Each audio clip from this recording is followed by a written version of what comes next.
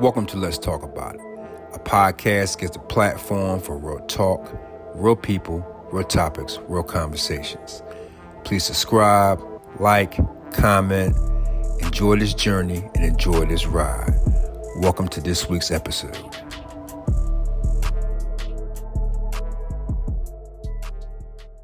Wait a minute. Welcome everybody to Let's Talk About It. A podcast gives a platform for real talk, real people, real topics, real conversations. Ladies and gentlemen, I gotta be honest. This is season 2 right now on Let's Talk About It. If you're watching on YouTube, you can go back to season 1. You can watch all our great episodes. If you're following me on Spotify and Apple Podcasts, this is going to be season 1. This is now 2025. So we're gonna have a good time, good session, good journeys, good conversations. Today, ladies and gentlemen, I've been following this man for like a little bit on Instagram. He has a fitness journey. Okay, he started his fitness at 63 years old. He is now 73 years old. But we gonna get into his background, his younger years, all the way up to why he started at the age of 63. He's now 73. This man's amazing. Bernie, how are you today? I'm great. I'm feeling good. Ready to talk about it, Lou. All right, Bernie, I can tell you, you know what? I found a little fun fact, man. They got a little stat about men and women working out. You want to hear? What is it? All right, it says men work out 70% more than women from the ages of 21 to 45. They work out more than women do, right? Yeah. Now, women work out 63% more than men from 51 to 75. That's so true.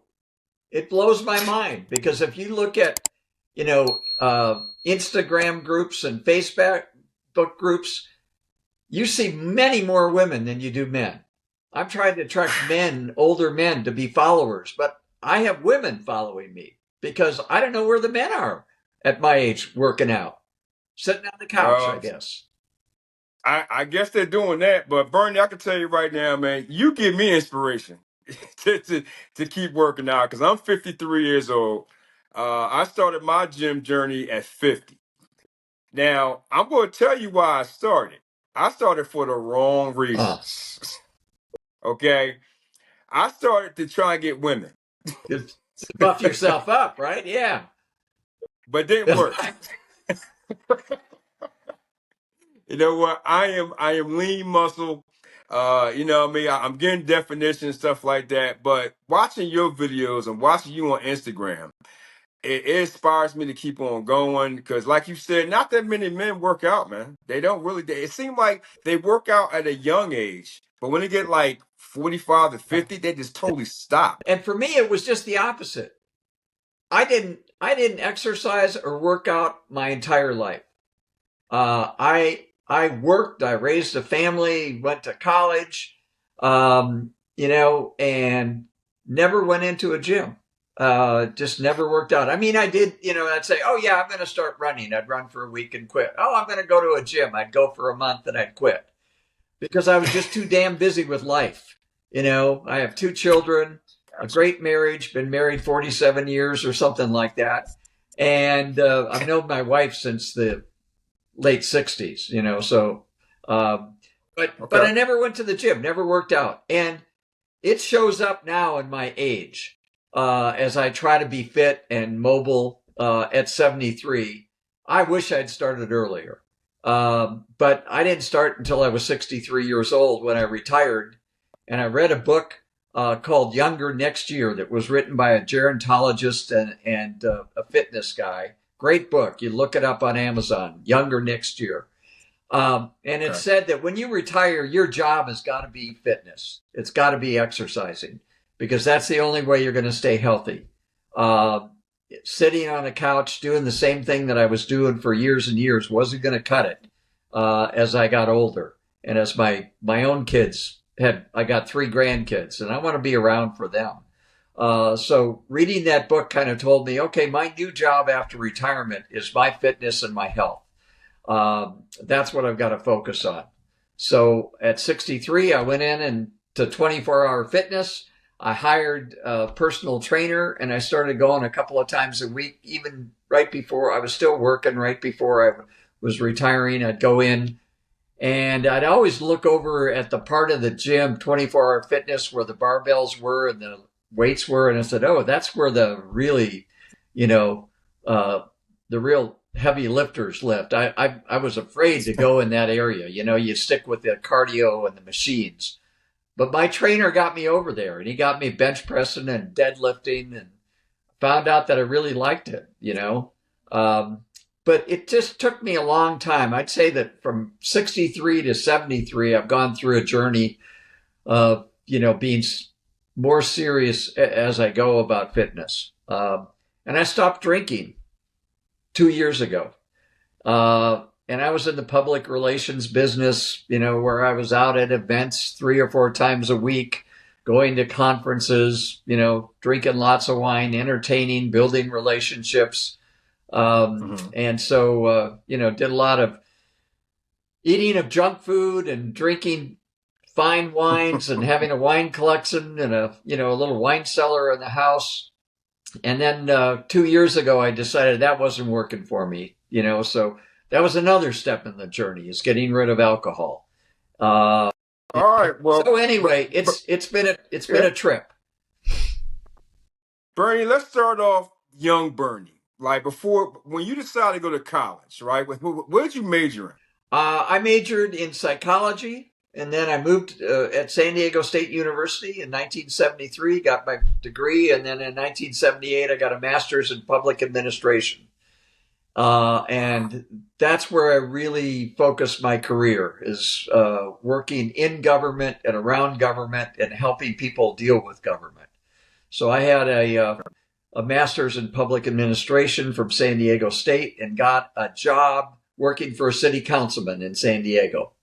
So I worked at City Hall for 4 years. And then from there, I went and worked for a PR firm that had clients who worked with local government. So I kind of became a local lobbyist here in San Diego, helping builders and other businesses deal with city councils and the board of supervisors and getting things done, because I knew about how government worked.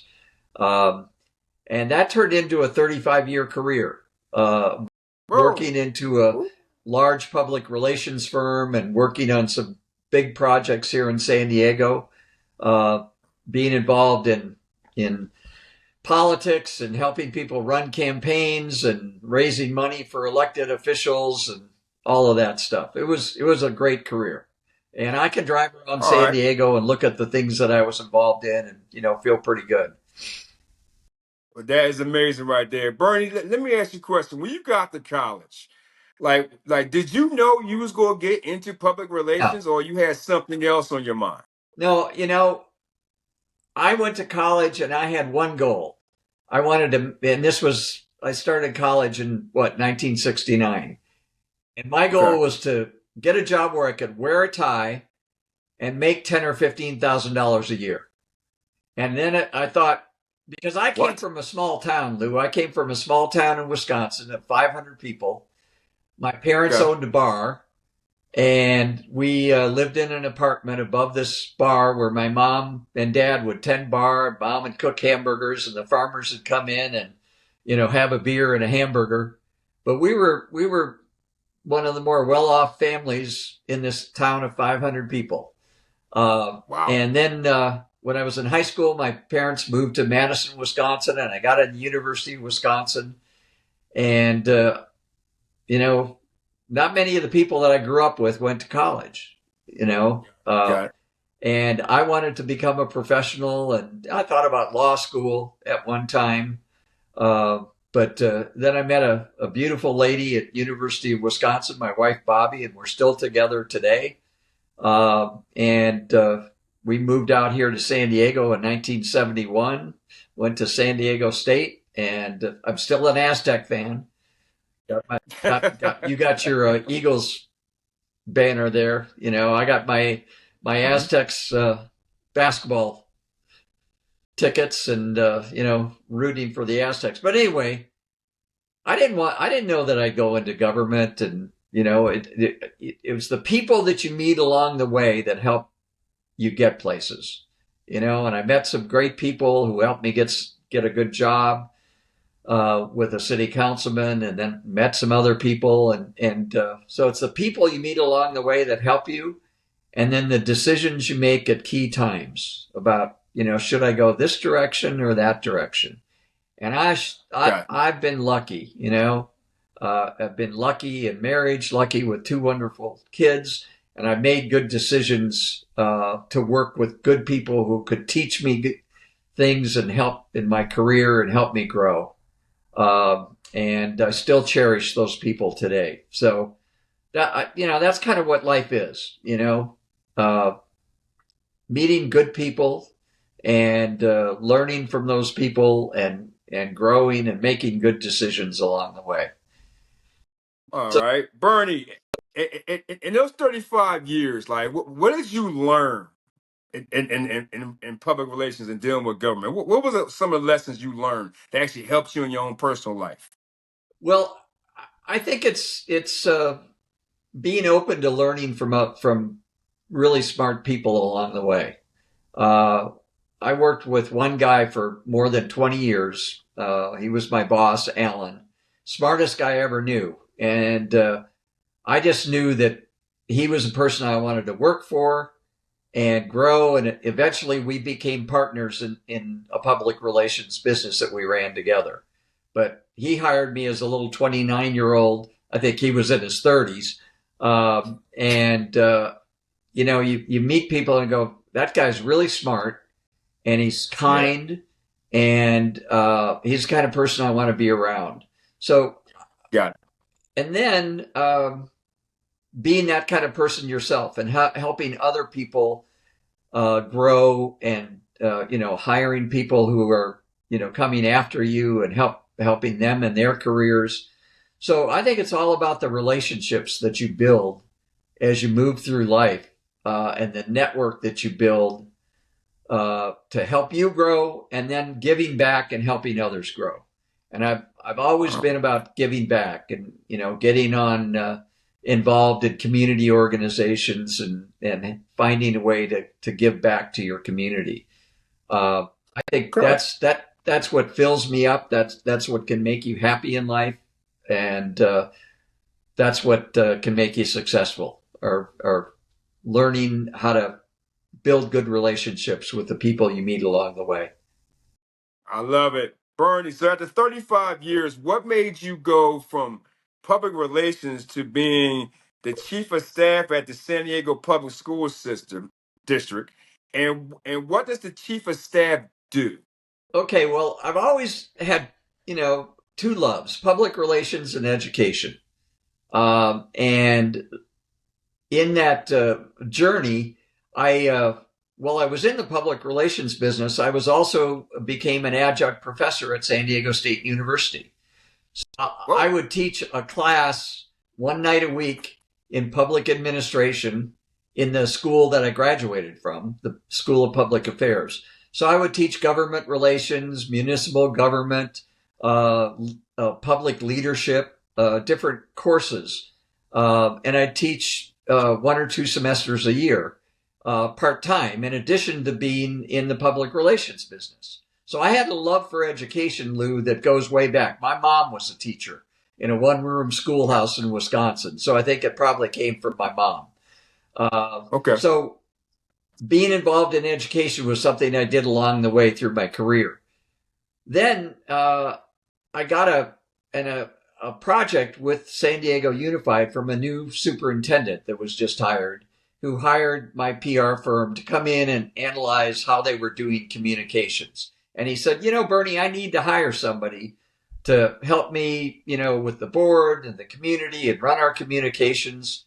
How about you? And I went, well, let me try to find somebody. I'm not looking for a job. And Yeah. he kept bugging me, saying, Bernie, you ought to think about this. You ought to think about coming over here, being my chief of staff, doing communications work for the district. And San Diego Unified is a big district. It's like 160 schools and $1 billion budget, 12,000 Hey. 12,000 employees. It's the second largest school district in the state of California. Well, finally, Woo. after he kept bugging me, and I thought to myself, I've got both of my kids are out of college. I think I was like 58 years old or something, kind of coming to the end of my own career. And Yeah. I'd done really well in my career. And I thought, I could do what I want. I could leave my public relations business and it'd be cool to work in education. So I said, okay, finally, I'll come to work for you. And I started as chief of staff.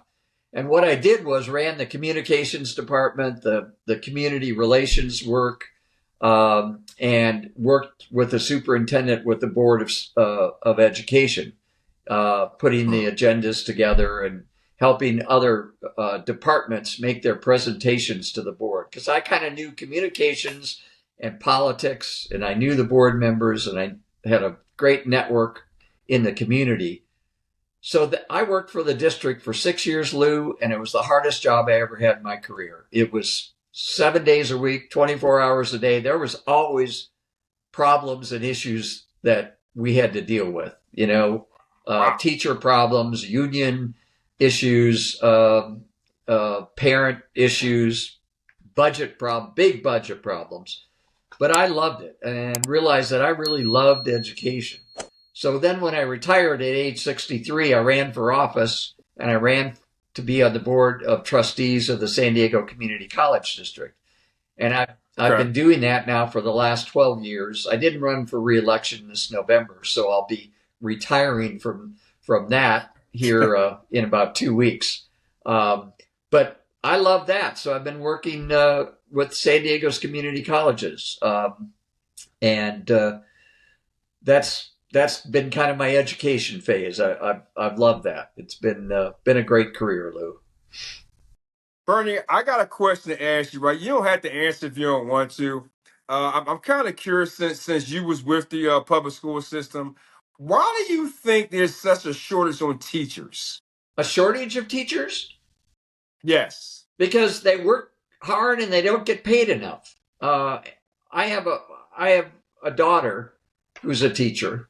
I have a son who's a lobbyist who does the politics shoulder, and my daughter's a teacher from my other shoulder, right? Chip off the old block. Mhm. But they work really, really hard. Teaching is such a hard job. My daughter is a special education teacher, and she teaches Okay. elementary students who have multiple disabilities and deaf. So she's deaf education and disabilities. She had to take a leave of absence last year because it was so stressful in her classroom. They didn't have aides to help with her students. And it got to be so stressful. She needed to take about 8 weeks off because it was just so difficult. And schools can't find, especially special education teachers. So people think it's easy being a teacher. Oh, they only work 9 months a year and get the summers off. Well, believe me, in working with teachers in our community and knowing what my daughter goes through, it's a very difficult job. And finally, they're making more money. School districts have increased salaries, but um, it's a very difficult career. And God bless every teacher, because we all know a teacher who changed our lives. Yeah. You could remember a teacher, I bet, Lou, from your high school or your college, who motivated Third grade. third Third grade, your grade. third grade teacher. And I remember my Hmm. sixth grade teacher who gave me the love of reading and books and motivated me. And I remember a college teacher who motivated me. So every one of us has a teacher who changed our lives. So God Okay. bless every one of them. They work hard. They work nights. My daughter works weekends preparing lessons plans. She works nights, getting ready for her students, and it's a stressful job when she's there, but she's making a difference, and that's why public education is so important. And I was so honored to work in public education and to work in community colleges as a trustee, because it Okay. changes people's lives. B- Bernie, one last question. I don't know if you can answer this or not, but how did they determine the budgets? Well, every state's different, and in California, school district budgets come from the state, And some years the state's got lots of money from income tax revenues and other revenues, and then the economy gets bad and the state has budget problems and they have to cut back. So school district budgets are up and down, and it depends, how the state government, is funding schools. California is probably one of the lowest per student, budgets for school funding in the nation. There are a lot of other states around the country that are better. I knew that really well when I was working at the school district, but I Okay. know how difficult it is to run a school district from state funding that goes up and down every year, and you never quite know how much money you're going to have next year, and whether you're going to have cutbacks or whether or not you're going to be able to pay teachers a little bit more. Does it go by the area the school is in? Well, in California, it's a statewide funding. In some states, it depends on property tax revenues and the area that the school is in. So in the areas that have, more affluent tax rates, they'll have better schools. And in poorer areas, they might not have as much revenue. So every state is different, Lou. What's good about California, it's a statewide budget, and all schools are funded pretty equally based on how much money Oh, the state has to provide. to go state by state. Yeah, Gotcha. I got you. Because I know I had like, so many questions about that, but I was like, no, I'm gonna let that go. Because you're right, it does go by yeah, state. I know a lot of teachers is having a lot of issues with that in their own states. They're actually teaching in lower income area. right. It seems like more money is going to the higher Yeah, income than the yeah, lower. yeah. So, And California has been good because we've equalized that and we do statewide budgets. So schools are funded per pupil in San Diego pretty much the same as they're funded in a poorer area like Imperial County. Um, but it school funding is tough, and public education, in my opinion, can't get enough because that's our future. Is funding our schools and paying our teachers and recognizing that creates the economy that we have by educating people who can get out in the workforce and learn a career and learn job skills. That's what's important. well, Bernie, before we get to the main event of your 10-year journey here, congratulations on how many years of marriage? 47? Something like that. My wife will see this podcast and she'll yell at me and say, "You've got the wrong year." But yeah, it's been that long. I met my Okay. wife in 1969. We Okay. didn't get married till about 1976 or so, but we've been together, and that's a great part of my success is having a partner in life that really can help you along your journey. That's what I was going to ask you. Like, you've been married over 40, let's say Yeah. 45 years, right? I mean, how important was that to you? Like, you know what I mean? Like, for your mental and the ups and down challenges. Because you said 6 years was very hard for you. Like, how was her support system through all that? Having a partner like that in life makes all the difference, Lou. I could, there were times, during that 45 years that were rough patches. Everybody goes through that. And she always forgave me. I never did anything. I never did anything real bad, but Okay. we went through rough patches, and we we broke up once and got back together again when we were younger. But all of that, having a partner that you can come home to and talk to after rough days at the office, and downs and failures and successes, that makes all the difference in life. Yeah. I love, I'm so grateful, for the life that I've had. I've made the right choices, but pretty lucky. We look at our two kids, Bobby and I, and go, how did we do that? How did we raise two such amazing young people? They're now 37 and 40, but we look at what they've accomplished, and we just go, I don't know how we did that. Raising kids is difficult. But you got to have Okay. you got to have a partner to get you through it. So, Yes, yep. sir. Now, Bernie, you said you never worked out really. You ate a lot of junk food. Uh, you had some setbacks. You drank a lot of wine. So what was that pivotal moment at age 63 where I'm going to start working out, I'm going to stop drinking, I'm stop doing all this shit, and I'm gonna get right. What was that pivotal moment that put you there? Well, like I said, when I retired at age 63, I weighed 195 pounds, and I'm only 5'10", and I'm a pretty kind of skinny frame, and Same as yeah, me. Same as yeah, me. and 195 pounds, not much energy. Uh, stopping at McDonald's for Diet Coke and a quarter pounder for lunch, and drinking 4 or 5 bottles of wine every week. Uh, Whoa, yeah, Bernie. Damn. the Whoa. the Whoa. 5 o'clock glass of wine became the relaxation. In a stressful career. Like, oh, it's Gotcha. 5 o'clock somewhere, right? You know Yep. that song. Uh, Mm-hmm. and it caused me to lose weight and not have a lot of energy and just not being a very happy person.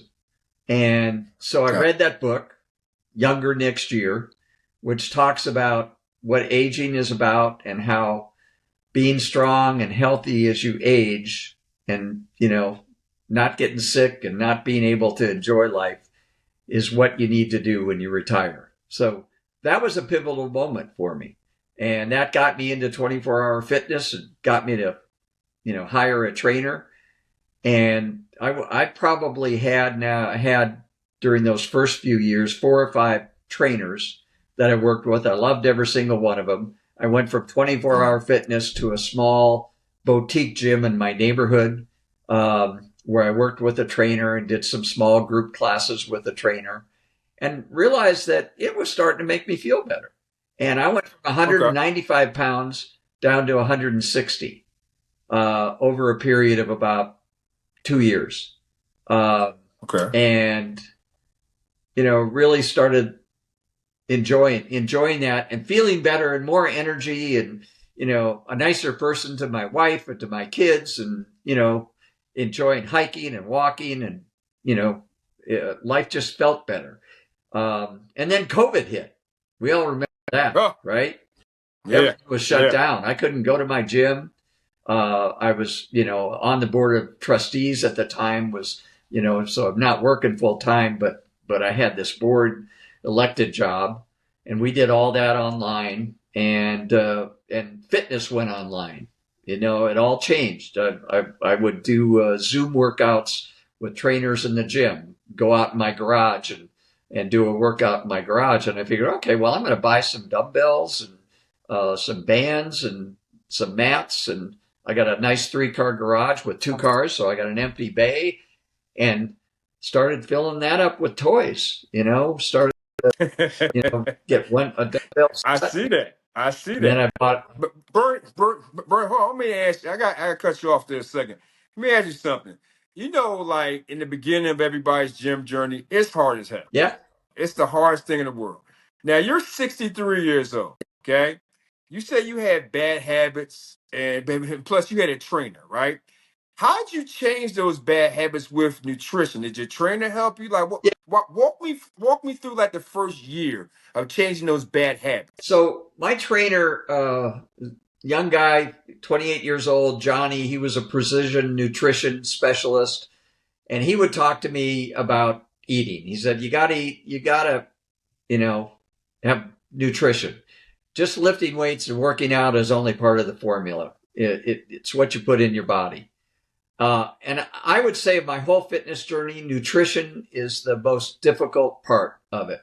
If you can get yourself to the gym and lift weights and you start feeling better, but you can still eat crappy, right? And you'll make progress. But I right now I'm still working on nutrition. You know, Me too. my daughter is here, and I had a donut for breakfast this morning. We went out and had a cup of tea and a donut with my little 3-year old nephew. And then you go, oh God, I got to get back on the nutrition train. That that's the most difficult part of health and fitness is nutrition, and I have a lifetime of bad habits with my nutrition. So I, been learning about protein. Dr. Gabriel Lyons, who says, muscle is the organ of longevity, and Peter Attia's book Outlive about longevity is another great book that I've read. And what I've learned is protein, protein, protein, and lately creatine for older people. So I'm taking creatine every day.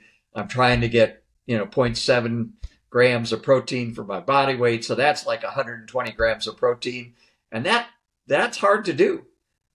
Is eating that much protein when you really start thinking about it, getting 30 grams of protein 3 meals a day only gets you to 90, so you really got to work on understanding what you eat every day and thinking about it every day. Because if you don't make that part of your lifestyle, Yeah. you don't get that other element of, exercise and nutrition. The two have to work together. Nutrition is the hardest thing in the world. I can tell you right now, I have a tough time with it, but I think I'm Yeah, better. Now, I eat a lot of chicken and potatoes and vegetables too, which everybody gets on me about that yeah, shit. But yeah. I do the best I Right, can with it. right. But I gotta every now and then, Bernie man, I gotta have that good meal. You know what I mean? I gotta Yeah, have it. I gotta have that bad, crappy meal. But what I did was the first thing I did a year and a half ago is probably the best thing that ever happened to me. I cut out soda. I haven't had a soda yeah. in a That's year and big. a half. That's big. Yeah, Yeah, yeah, and that was yeah. tough, man. That was real I, tough. I stopped. I But stopped drinking Diet Coke, and I would drink 5 Diet Cokes a day I was drinking 10 Dr. Peppers a day back in with the the day. sugar. Yeah, Yeah, yeah, yeah. I kind of I got away from processed foods. I'm trying to, but you oh, can't tell what's processed and yeah, not exactly, processed anymore. exactly. Yeah, Yeah, yeah, yeah. So I mean, it is what it is right there. yeah. Now, 63 years old, you got into your gym journey. Tell me how way the weight training is, because okay, you're 63, you're older. How was that in the beginning? Like, did your trainer put you through like like, more reps, less weight, a little higher, a little mix? How'd you do that Well, for your first year? he really taught me about progressive overload. You know, learning that every time you come to the gym, you lift a little bit more, and it's important to have a program. And I liked having a trainer because I didn't have to think about it. I'd come into the gym and he'd say, "Okay, today we're going to do this. We're going to do upper body, and I'm going to get you on the bench press, and I'm going to teach you how to do bench press." And then the next time I'd come in, he'd say, "Okay, today's lower body, and I'm going to teach Mm. you how to do a deadlift." And we'd start doing deadlifts and gradually getting a little bit better. Now, for me as an older guy, I got into trap bar deadlifts, so I ended up buying one for my home, which is a little bit easier than a barbell deadlift. I might get back to barbell someday. I might not. I don't know. But Trap bar is better. yeah, It's but the better. trainer would, progress me every week, and we'd get going, and then eventually I was in the gym. I was deadlifting 240. That Mhm. pretty good for an older guy. But that, I Yeah, did that 10 years ago. I still do it now, but I haven't gotten to 300. I don't know that I will at my age, but yeah. so learning that you need to have a program. You can't just go into the gym and say, okay, I'm going to go through these machines and I'm going to do this, and then I'll get on a cardio, and every day, every time you go in, it's something different. I like having a program. And so trainers that I had, in those early years provided that to me. And then when COVID rolled along, I realized that there were online options that I didn't have to go to a gym, and I built out my own gym. So I've gone now through a couple of different online trainers that provide, 4 workouts a week in an app on your phone. And I go into my garage and I open up the app, and I've got a set workout, and I keep track of how much, my bench press was last week, and can I add a little Okay. weight this week? How Okay. much my deadlift is, so I keep track of all those statistics. Um, All right. yeah. So Okay. So let me ask you something here. In 10 years, I mean, you're getting older, but you get more and more in shape. How was the aches and pains of it? as you age, you always have aches and pains. I joke to other people about when you're my age, you wake up and go, okay, what hurts today? Yeah, my Yeah. back is stiff today. My feet hurt. Last year I went through a frozen shoulder where I couldn't move this arm. I couldn't raise my hand, and that was like 6 months. I could not have any Wow. movement without pain in my shoulder. I had an MRI. There was no tear, thank God. And the Okay. PT said it's something called frozen shoulder, which is kind of an Mhm. overuse issue. But then that went away. So now I'm back to bench pressing and overhead presses and, doing well. And last month I had a calf pull. I was running and all of a sudden my calf had a pain in it above the Achilles tendon. So I had to take about a month of, not running. I haven't really started running again. And you nurse it back. Mhm. So a lot of older people will go, oh, I don't want to lift weights because you just get hurt. Don't lift heavy because that's going to hurt you. And I have the Okay. belief that it's going to help you.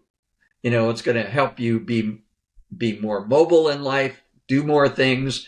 When my wife and I travel, I'm the one who picks up the suitcase and puts it in the overhead bin. You I love that. I'm the one I who can love it. pick up, my 3-year-old, 40-pound 3-year-old grandson and throw him up in the air. And I can carry 2 suitcases because I do suitcase carries with 40-pound dumbbells, right? So when Yeah. I go to Thailand, I carry my wife's suitcase and my suitcase through the airport, right? Because I have that strength. So lifting weights helps you enjoy life and do things, that other older people can't. You go into an airport and you see older people being wheeled in a wheelchair, and I think that's not going to be me. I'm not going to be that 80-year-old who's getting wheeled to a plane and waiting for an attendant to wheel me out in a wheelchair. I'm going to do things right now every day that keep me strong and help me age strong. I say age strong and live long. Uh, that's Okay. what it's got to be about.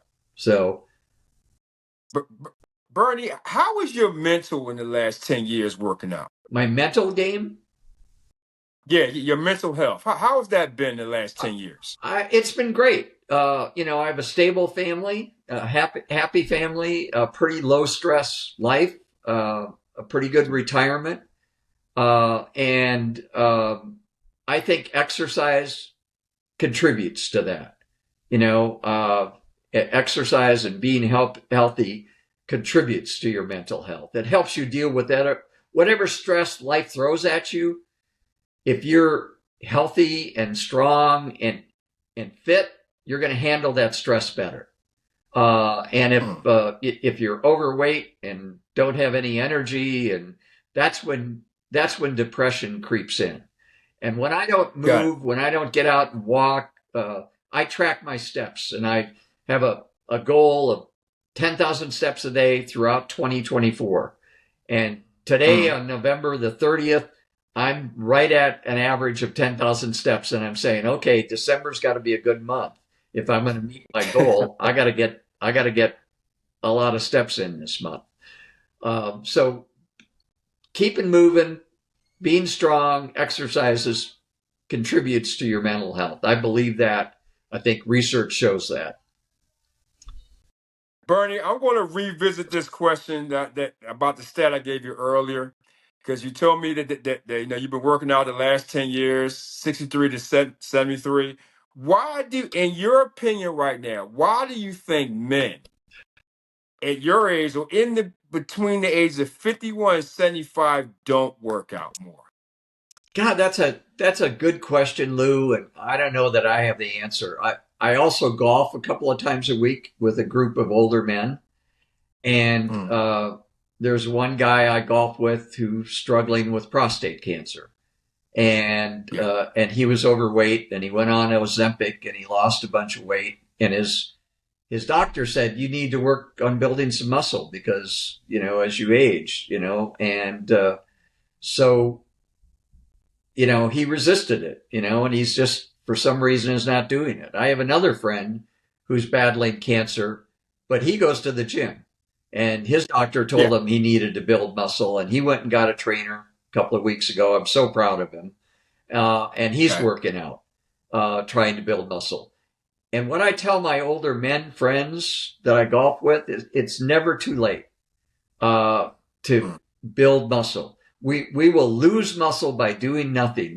You lose 1 or 2% of your muscle from the age 40 on every year, but you can reverse that by working your muscles, lifting weights, resistance training, strength training, and you could slow that down, and that'll make life better. I mean, in my golf right now, I'm driving the ball 20, 30 yards farther than the other men that I golf with. And I think that's because Wow. my upper body strength is stronger. So it's making my golf game a lot more fun. Uh, Well, I could tell you, Bernie, I do it because my goal is like let me get some wood here. Let me knock on this wood here. My goal, I want to be able to walk up and down the steps in my yeah, 80s. you want to be able to get off Without of a chair without pushing off the arm. Get off the toilet. Get off the exactly. toilet like E- you're doing a squat and not pushing. Right? Yeah. Exactly. And one of the main reasons, Bernie, I want to stay away from the blue pill as long as I Yeah. can. Yeah. Exactly. Exactly. Good for you. Good for you. So, Bernie, I'm going to wrap this up pretty soon, but I want to know, how was it? How hard was it? Was it hard, or was it kind of easy to you give up all alcohol? You said it's been two Oh, years, like the that's one wine. of How was that's one that? of the hardest things I've ever done because alcohol, I don't know that I was an alcoholic because I didn't have any, problems in life as a result of it. Yeah. I was just a habitual wine drinker, loved it, socially, you'd go to an event, a dinner party, and the first thing you think about, what wine am I going to order, right? Alcohol Yeah. creeps into your brain and takes over. It takes over your habits, and like I said, I was always thinking, well, it's 5 o'clock, I can get a glass of wine. But I realized it wasn't serving my health. It ruins your sleep, and sleep's important, in exercise and recovery. And I got a Fitbit that I wear, and I'm hooked to the data of my Fitbit. But you see your sleep score, and when you drink alcohol at night, your body has to get rid of that poison, and your heart rate is high all night long as your body processes that alcohol out. You think that it helps you sleep, but it destroys your sleep if you really look at it. So for all those Wow. reasons, I said, okay, well, I'm gonna do a dry January. I'm gonna see if I can get through a month and not drink. So Okay. and the whole process took me about 2 years. So I did a dry Wow. January. I did it, but boy, February 1st, I couldn't wait to have that glass of wine. And Ooh. then I'd tell myself, okay, I'm only going to drink on the weekends. I'm not going to drink during the Mm. week. And so that was good. And then I'd say, okay, instead of having 2 bottles of wine over the weekend, I'm just going to buy one. And when that's gone, that's all I'm going to drink. And Okay. then I thought, okay, well, I'm going to try a sober October and see if I can get through October without drinking. So then Okay. finally, after doing that over a 2 year period, on and again, off again, trying different things, in October of 2022, I did Sober October, and I just kept going. Mhm. And then I got to October of 2023 and I made a year. And then this year I got to October 2024 and I made 2 years. So now I'm in my third year and now it's easy. I've replaced it with sparkling water and I'll go to an event and or a dinner and I'll say, give me a bottle of Pellegrino, but I want a wine glass. And I'll drink my sparkling water in a wine glass. And it's something about that wine glass, or, and I'll put a slice of lime and a sparkling water and I'll enjoy it in the same way. And I realize that now I don't need alcohol to be social and to be talking and, chatting and enjoying social situations. So I've gotten through it, but it took a long time and a lot of tricks, like, thinking Diet Coke could replace alcohol. So I drink a lot of Diet Coke during sober October. But I've given that up. I haven't had a Diet Coke in 2 years either. I love it. Bernie, I got two more questions for you. Number one, does your wife work out with you as well? She does her own thing. She does Pilates, and she goes on walks with her friends. Right now, she's looking at doing a gym called Exercise Coach. Have you ever heard of that? It's a chain of gyms that have strength machines that are all computerized, and you go through them with a coach, and they keep track. And she's going to try that for strength training. But she's a Pilates lady. She loves Pilates. That can build strength and flexibility. But she watches me and what I do in the gym and has no interest in it, But I'm proud of her for what she does, and she supports me in what I do. But we don't do it together. We do our own thing. Okay. All right. Last question for you, sir, because I know there's probably some married people out there. What is the secret, in your opinion, to be married, have successful marriage this long for 45 years? Well, I think it's recognizing that your partner, your wife, is their own person, and accepting them for what they want and what they do, and supporting that, and not expecting that they're going to be just like you. My wife and I are going through a thing right now where I want to buy an RV, and we went on our camping trip. I rented one. So I made her sleep in the RV, and she just went, that's not me. I might go with you once in a while, but if you want to get an RV, you go do it. If that makes you happy, that's great. So she lets me do what makes me happy, and I let her do what makes her happy. And we enjoy each other's company, and we love traveling together. She's the best travel partner ever. We've been all over the world together, and I wouldn't want to travel with anybody else because she puts up with me and I put up with her. Happy wife, happy life. I've heard that so many times, sir. Yep. Bernie, I'm gonna ask you. We gonna wrap this up. I'm gonna ask you 5 little questions. Are you ready for it? Fast. Let's go. Let's do it. All right. What is one word that best describes yourself? Enthusiasm. You have to be enthusiastic about what you do in life. And if you don't have enthusiasm, you better find something else to do. So I'm enthusiastic about lifting weights in my garage, about hiking, about traveling, and the things that I do. So I think finding a way to be enthusiastic about things you do every day, that's happiness, man. I love that. Number 2, what's a hidden talent no one knows about you? Oh man, a hidden talent no one knows about me. I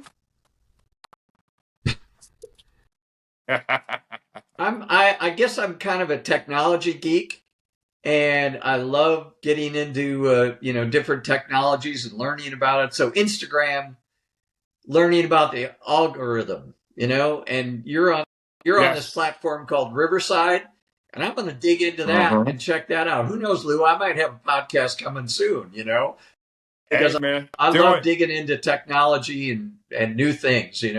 My mom and dad would never touch a cell phone or do any anything with technology, but that's not me, man. I'm going to learn new things right until I'm 100. I love it. I love it. All right. What's the biggest risk you've ever taken? The biggest risk I've ever taken.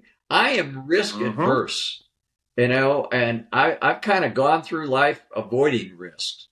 And so Okay. one of the things I regret is not taking more risk in my life, you know, Really? not investing in real estate in San Diego because, Okay. Me too. look how what a wealthy man I could be today if I would have bought some real estate back then. So that's probably one of my biggest regrets is avoiding risk and not taking risk in my life. I like that. This is a good question for you. What era in history would you like to experience? The Roman Empire, Why? because there's a thing going around the internet about how men think about the Roman Empire and women don't. So Yeah. I read books about Caesar and Rome and how they created the Senate and conquered the world. The Romans conquered the world. So I'm fascinated by Roman history. I actually, man, that's deep. I Yeah. like that. Last question, sir. If you could have lunch with any one person in the whole world, who would that one person be? Right now, that would be Kamala Harris. I'd love to have lunch with Kamala and talk to her about her journey to running for president of the United States, seeing how she feels right now.